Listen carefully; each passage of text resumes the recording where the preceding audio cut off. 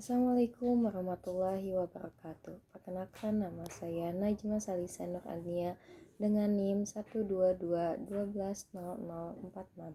di mana di sini saya akan menjelaskan suatu analisis percakapan untuk memenuhi UAS mata kuliah pragmatik dengan dosen saya yang terhormat, kepada Bapak Ruli dan juga Bapak Fakri. Nah, selanjutnya di sini saya akan menjelaskan tentang analisis percakapan, di mana di sini saya menganalisis berdasarkan dengan konsepnya, implikatur, deiksis, peranggapan, dan strategi kesopanan. Selanjutnya juga ada daftar isi, di mana saya akan menjelaskan implikatur, deiksis, peranggapan, strategi kesopanan, kesimpulan, dan juga yang terakhir adalah refleksi. Oke, selanjutnya di sini saya ada suatu gambar percakapan antara saya dan teman saya yang membicarakan suatu peristiwa. Lalu selanjutnya di sini saya akan membahas implikatur. Apa sih implikatur? Implikatur adalah makna tersirat yang dipahami dari konteks percakapan tersebut. Nah, salah satu contohnya yaitu Naj katanya mau beli seblak. Nah, di mana si pembicara itu mengajak untuk membeli seblak, tetapi dia tidak mendapatkan jawaban yang dia inginkan dan merasa kecewa. Lalu ada, kok gak jadi sih, di mana si pembicara itu menunjukkan rasa kecewanya atau bingung terhadap suatu perubahan rencana tersebut. Lalu ada keburu aku pulang, yaitu di mana pembicara memberikan alasan kenapa rencana tersebut tidak bisa dilanjutkan.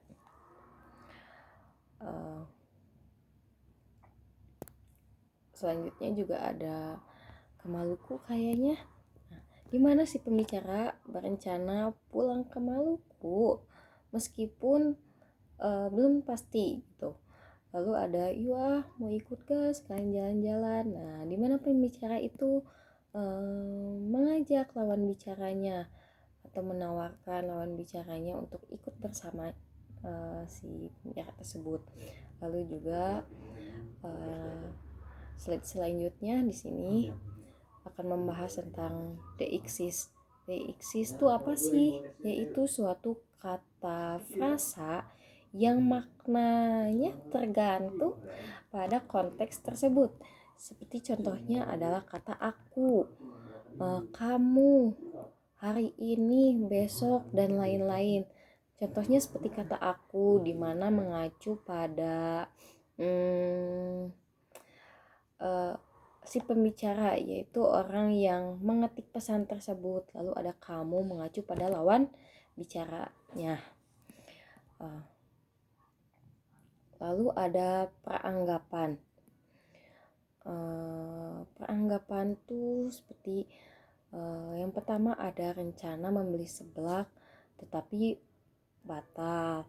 Lalu ada pembicara harus segera pulang, yang dimana kemungkinan si lawan bicara tersebut akan pulang ke tempat asalnya. Lalu ada penjelasan tentang perjalanan ke Maluku yang dianggap menarik dan berisi tentang acara-acara seperti bakar-bakaran gitu. Lalu ada apa juga ya, oleh-oleh yang disanggupi oleh pembicaranya gitu. Lalu ada ungkapan apresiasi yang menunjukkan hubungan sosial yang akrab dan santai seperti kepada teman, seperti itu. Lalu slide selanjutnya adalah tentang strategi kesopanan, di mana yang pertama itu menggunakan bahasa santun dan tidak memaksa. Misalnya next time ya, yang menunjukkan pengertian dan tidak memaksa gitu. dimana si ninja tersebut menolak seperti itu. Lalu yang kedua adalah menggunakan kata pengantar yang halus seperti frasa yang kalimatnya tersebut kayaknya seru, tapi ada kata tapi yang menandakan sopan santun yang menyampaikan ketidakkesepakatan atau suatu penolakan secara halus. Lalu menggunakan humor ringan dimana seperti titip oleh-oleh aja ya, hihi, gitu, seperti memberikan suasana santai yang tanpa kesan formal. Lalu yang terakhir yaitu menghargai tawaran orang lain, misalnya oke, makasih ya Pak, itu adalah cara untuk menunjukkan rasa terima kasih.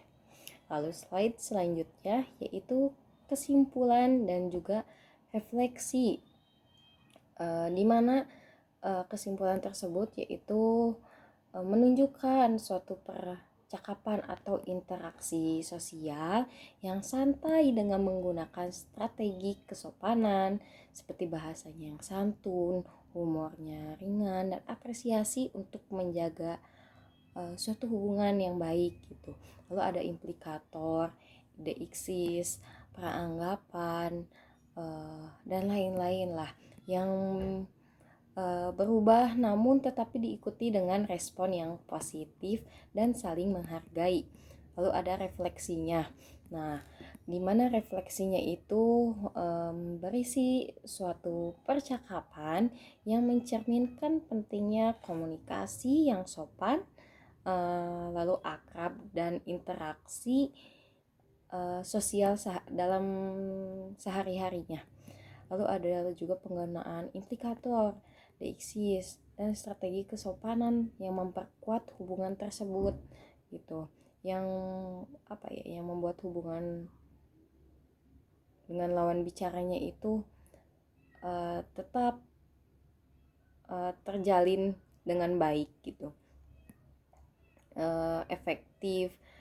Lalu ada isi pesan tersebut, tetapi juga tentang cara menyampaikannya untuk menciptakan suasana yang nyaman dan juga bermakna. Baik, terima kasih atas penjelasan yang sudah saya berikan.